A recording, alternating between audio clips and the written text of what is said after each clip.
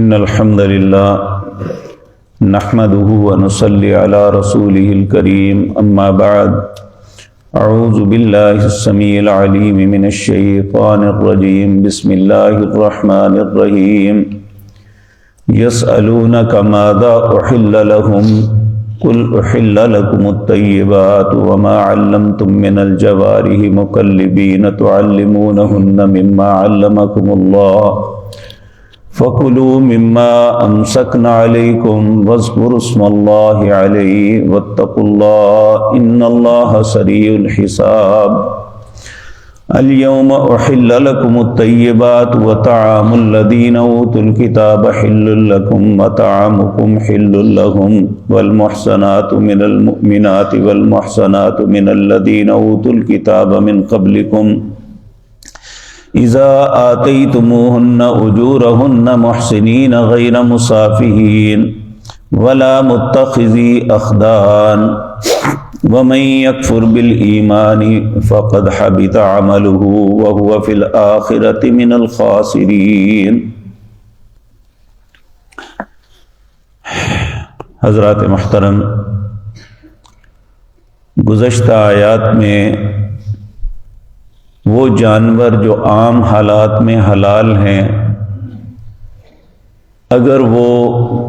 گلا دب کے مر جائیں، چوٹ لگ کے مر جائیں، سینگ لگے مر جائیں یا گر کے مر جائیں، اگر ان میں سانس نہیں، اسے ذبح نہیں کر سکے تو وہ حلال نہیں ہے۔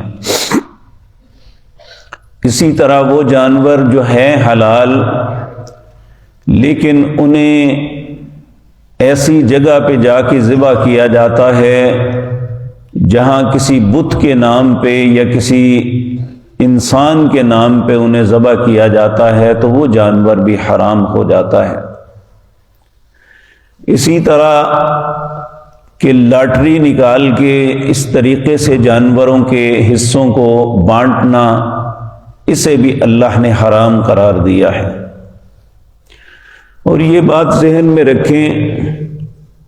ہمیشہ جب سے یہ دنیا قائم ہوئی ہے اور جب تک رہے گی، حرام کا دائرہ بہت تھوڑا ہے اور حلال کا دائرہ لامحدود ہے۔ لیکن انسان عجیب ہے، شیطان کے بہکاوے میں آ کے ہمیشہ اتنی وسعتیں ہونے کے باوجود اللہ نے اتنے رستے حلال کے رکھے ہیں، انہیں چھوڑ کے ہمیشہ حرام کی طرف چل پڑتا ہے۔ سیدنا آدم علیہ السلام، آپ سے بھی غلطی ہوئی کہ اللہ نے ساری جنت کی نعمتیں کہا کلو واشربو، کھاؤ پیو، جہاں جاؤ جو چاہو، جو من میں آتا ہے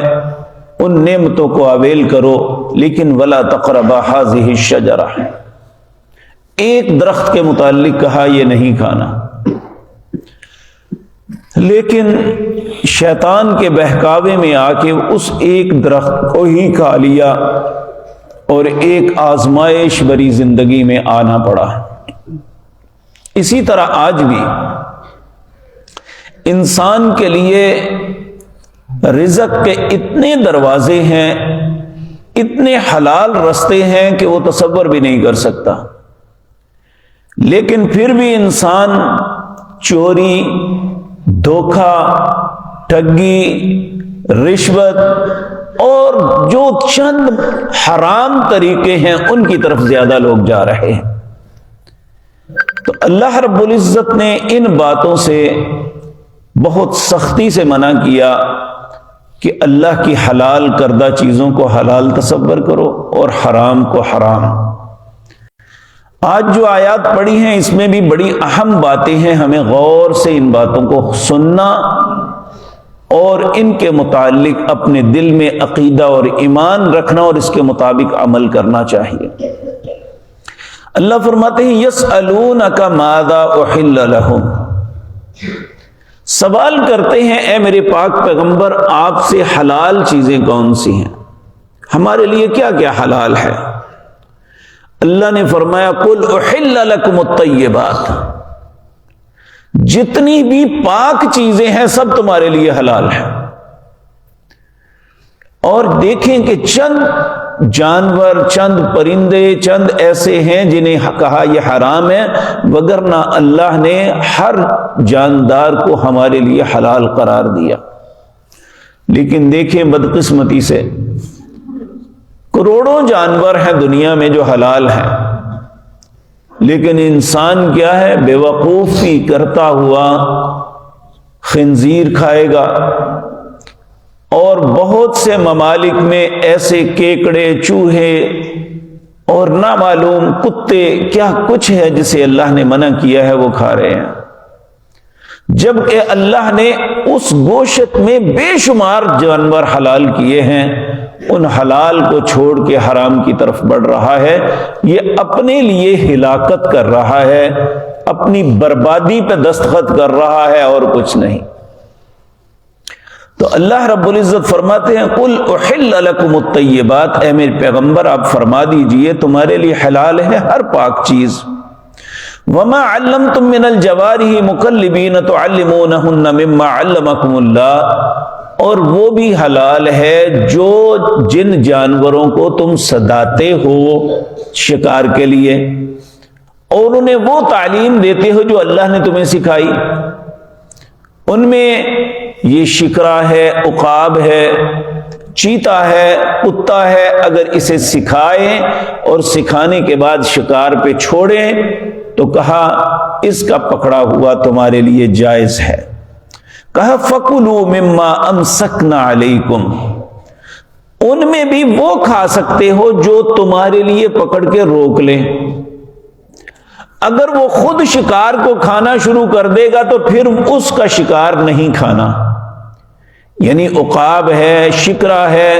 چیتا ہے یا کتا، اگر اسے شکار پہ آپ چھوڑتے ہیں اور اس نے جا کے شکار کو روکنے کے بجائے، پکڑنے کے بجائے اسے کھانا شروع کر دیا تو کہا اس کا پکڑا ہوا نہیں کھانا۔ کون سا کھانا ہے؟ جسے اس نے روک لیا۔ ہاں اگر پکڑتے ہوئے وہ جانور مر جاتا ہے تو وہ تمہارے لیے جائز ہے۔ تو کہا اس لیے اللہ اکبر، وَاذْكُرُوا اسْمَ اللَّهِ، جب تم اسے چھوڑو تو اس پہ اللہ کا نام پڑھ لو، جس طرح بسم اللہ اللہ اکبر جانور کو ذبح کرتے وقت ہوتے ہیں، اس طرح اپنے شکاری جانور کو جو سدایا ہوا ہے اسے چھوڑتے ہوئے اللہ کا نام پڑھ لو، تو وہ اس کا پکڑا ہوا جانور یا خدا نخواستہ اس نے بھمبوڑا اسے اور وہ مر گیا تو وہ چونکہ آپ نے اللہ کا نام لیا ہے تو اسے جائز ہے۔ اللہ رب العزت فرماتے ہیں واتقوا اللہ، اس معاملے میں حرام اور حلال کے معاملے میں اللہ سے ڈرنا، ان اللہ سریع الحساب، اللہ بہت جلد حساب لینے والا ہے۔ الیوم احل لکم الطیبات، آج کے دن حلال کر دی تمہارے لیے ہر پاکیزہ چیز۔ حالانکہ پہلی امتوں میں بعض پاکیزہ چیزیں بھی اللہ نے آزمائش کے لیے انہیں روک دیا تھا، جس طرح کہ یہود پہ چربی وہ نہیں کھا سکتے تھے، اور اسی طرح بہت سی ایسی چیزیں تھیں کہ جو ان کے لیے روک دی گئی تھی، لیکن اللہ رب العزت نے فرمایا الیوم احل لکم الطیبات، آج کے دن سے تم پہ یعنی امت محمد الرسول اللہ صلی اللہ علیہ وسلم پہ ہر پاکیزہ چیز حلال کر دی گئی۔ وَطَعَامُ الَّذِينَ أُوتُوا الْكِتَابَ حِلٌّ لَكُمْ، اور کھانا ان لوگوں کا جنہیں کتاب دی گئی وہ بھی تمہارے لیے حلال ہے، یعنی تم سے پہلے جن لوگوں کو کتاب، جنہیں اہل کتاب کہتے ہیں، ان کا کھانا بھی حلال ہے۔ لیکن ائمہ مفسرین نے مختلف احادیث کو لا کے یہ بات ثابت کی ہے کہ ہم اہل کتاب میں سے صرف وہ چیز کھا سکتے ہیں جس کے متعلق کانفیڈنس ہو کہ یہ حلال چیز ہے یا حلال طریقے سے اسے ذبح کیا گیا ہے۔ اگر وہ جھٹکے سے ذبح کرتے ہیں یا کسی اور طریقے سے ایسا کرتے ہیں تو پھر وہ کھانا بھی اہل کتاب کا حلال نہیں ہوگا، حرام ہوگا۔ اگر وہ ذبح کریں اور اللہ کا نام لے کے ذبح کریں اور وہ پکائیں، اسی طرح بعض لوگ غیر مسلمان کک رکھتے ہیں، تو اس میں اس زمرے میں وہ بھی آتا ہے کہ اللہ رب العزت فرماتے ہیں وَطَعَامُ الَّذِينَ أُوتُوا الْكِتَابَ حِلٌّ لَكُمْ، تمہارا کھانا جنہیں کتاب دی گئی تمہارے لیے حلال ہے، وَطَعَامُكُمْ حِلٌّ لَهُمْ، کہ تمہارا ان پہ کھانا حلال ہے اور ان کا کھانا تم پہ حلال ہے۔ اسی طرح وَالْمُحْصَنَاتُ مِنَ الْمُؤْمِنَاتِ، وہ پاکیزہ عورتیں، یہاں ایک بات ذہن میں رکھنا، نکاح کے لیے ہمیشہ اللہ نے بات یہی لکھی ہے کہ محصنات، پاکیزہ عورتیں ڈھونڈو۔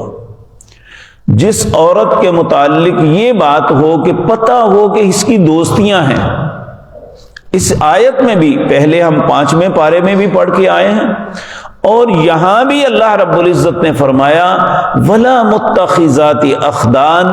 وہ چھپ کے اور ظاہراً دوستیاں کرنے والی نہ ہوں اور بدکاری کرنے والی نہ ہو، ایسی عورت سے شادی مسلمان کو نہیں کرنی چاہیے۔ اگر وہ پاک دامن ہے، اس کی پاک دامنی، اس کے متعلق اس کے اوپر کوئی تہمت الزام نہیں ہے، تو پھر فرمایا والمحصنات من المؤمنات، جو ایماندار پاک دامن ہیں ان سے بھی شادی کر سکتے ہو، والمحصنات من الذین اوتوا الکتاب من قبلکم، اور ان پاک دامنہ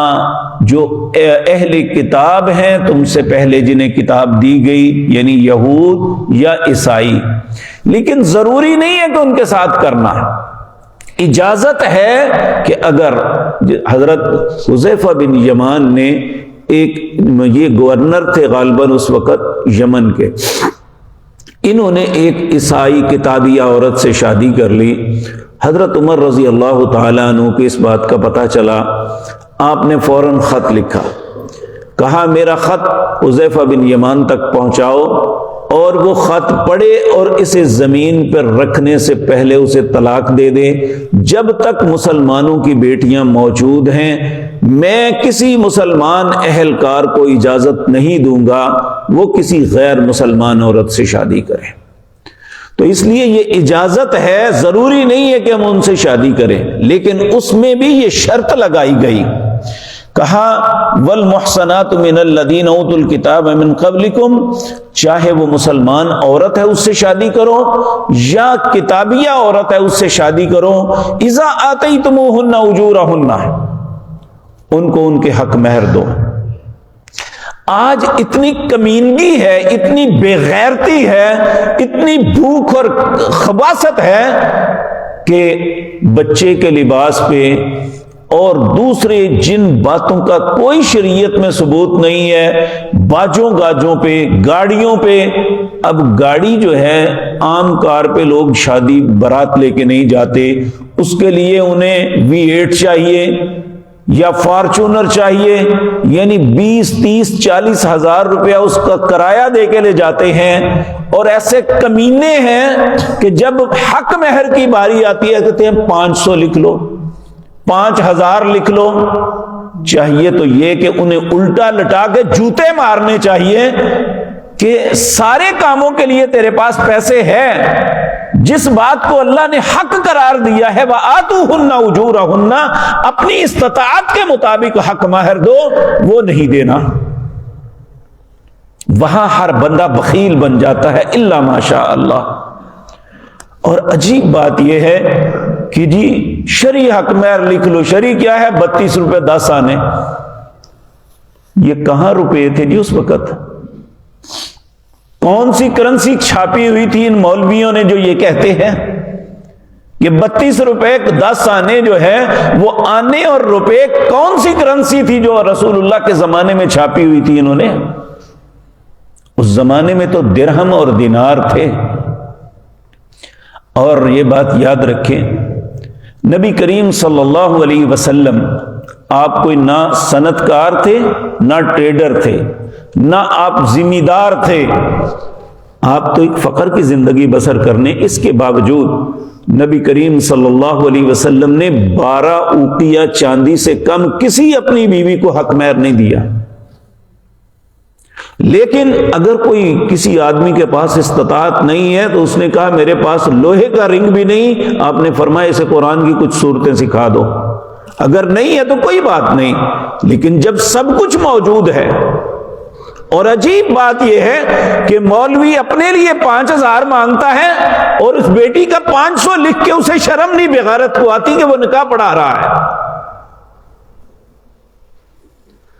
العیاذ باللہ، اللہ رب العزت فرماتے ہیں اذا آتیتموہن اجورہن، چاہے وہ مومنہ عورت ہو یا وہ کتابیہ عورت، حق مہر کے بغیر نکاح نہیں ہے۔ اور جب حق مہر لکھا دو تو پھر یہ بھی نہیں ہونا چاہیے غیر مؤجل لکھ لو جی، دینا ہی نہیں۔ نبی صلی اللہ علیہ وسلم نے فرمایا جو حق مہر نہ دینے کی نیت سے لکھواتا ہے اور دیتا نہیں ہے، قیامت کے دن اللہ کی بارگاہ میں وہ ایک زانی کی حیثیت سے پیش کیا جائے گا۔ اسی طرح زبردستی اپنی بیوی سے حق مہر واپس لے لینا، اسے تنگ کر کے اسے اپنے استعمال میں لے آنا، یہ بھی ناجائز ہے۔ اللہ رب العزت فرماتے ہیں وَكَيْفَ تَأْخُذُونَهُ وَقَدْ أَفْضَىٰ بَعْضُهُمْ إِلَىٰ بَعْضٍ، جب تم ایک دوسرے سے فائدہ اٹھا چکو تو کس طرح واپس لے سکتے ہو؟ ہاں، کمپرومائز سے اگر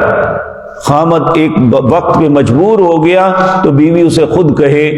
یا وہ اس سے کہے کہ میں بطور قرض تم سے لیتا ہوں تو وہ واپس دینا ضروری ہے۔ اگر بیوی خود دے دے تو کوئی بات نہیں کہ وہ اس کی مجبوری میں اس کی جو ہے اعانت کر رہی ہے کہ میں نے اپنا حق مہر تمہیں دیا کہ تم اپنے کام میں لے آؤ، لیکن زبردستی ایسا نہیں کر سکتے، یہ اس کی ملکیت ہے۔ تو اللہ رب العزت فرماتے ہیں چاہے مومنہ عورت ہو یا کتابیہ، محسنین، پاک دامن ہو، غیر مصافحین، بدکاری کرنے والی نہ ہو، ولا متخذی اخدان، چھپ کے یا ظاہراً دوستی کرنے والی نہ ہو، ومن یکفر بالایمان، جو بھی انسان ایمان لانے کے بعد ان باتوں میں کفر کرے گا، یعنی حلال کو چھوڑ کے حرام کو اپنائے گا اور ان باتوں میں جو اللہ نے حکم دیے ہیں اس میں بخل کرے گا یا اس کے علاوہ کوئی رستہ تلاش کرے گا تو فقد حبط عملہ، اللہ اس کے سارے اعمال برباد کر دیں گے۔ وَهُوَ فِي الْآخِرَةِ مِنَ الْخَاسِرِينَ، وہ آخرت میں خسارہ پانے والا ہوگا۔ تو اب یہ باتیں میرے اور آپ کے لیے بہت سمجھنے کی ہیں۔ ہم کتنی ہی نیکیاں کرتے رہیں، اگر حرام اور حلال کی تمیز نہیں کریں گے اللہ سارے اعمال برباد کر دیں گے۔ آج حرام کھاتے ہوئے نماز پڑھیں گے تو اس نماز کی کوئی حیثیت نہیں، حرام کھاتے ہوئے روزہ رکھیں گے تو اس روزے کی کوئی حیثیت نہیں، حرام لیتے ہوئے ہم حج یا عمرہ کریں گے تو ہمارے حج اور عمرے کی کوئی حیثیت نہیں، حرام کے مال سے خرچ کریں گے، غرباء کی مدد کریں گے تو ہمارے پیسے کی کوئی حیثیت نہیں۔ فقد حبط عملہ، اللہ سارے اعمال کو برباد کر دے گا۔ اللہ ہم سب کی حفاظت فرمائے۔ ان باتوں پہ دھیان دینا بہت ضروری ہے۔ اللہ ہمیں سمجھنے اور اس پہ عمل کی توفیق عطا فرمائے۔ اقول قولی ھذا واستغفر اللہ لی۔